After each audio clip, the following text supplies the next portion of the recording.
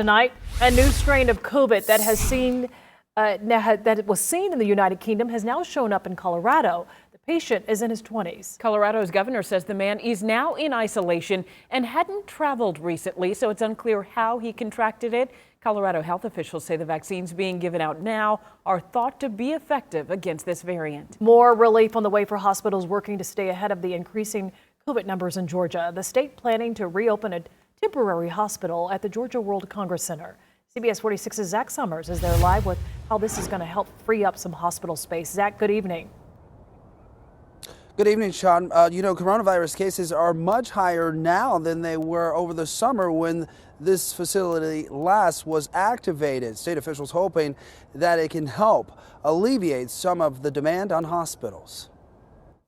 Governor Brian Kemp touring the Georgia World Congress Center on Tuesday, where 60 additional hospital beds are going up and will be fully staffed. We're continuing to follow up on other avenues that we have for hospital bed space, not only in the metro area, but in other parts of the state. The facility taking shape yet again as Georgia is averaging nearly 5,000 new cases and 40 deaths every day. Meanwhile, the ICU beds in use across the state are at 88% capacity.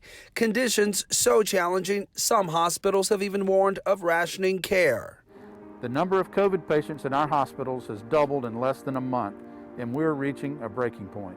The extra space at the convention center intended to free up hospitals so they can offer other types of care. We want to be able to help provide support so that they, if at all possible, can continue doing these type treatments to get all Georgians care, whether they have COVID or not. The governor adding, it's not all bad in the fight against the virus. The state now has an 80-day supply of additional personal protective equipment for healthcare workers.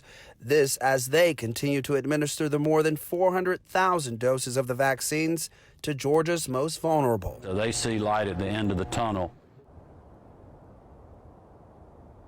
That temporary hospital here at the convention center is expected to start accepting patients on Thursday. Live in downtown, Zach Summers, CBS 46 News.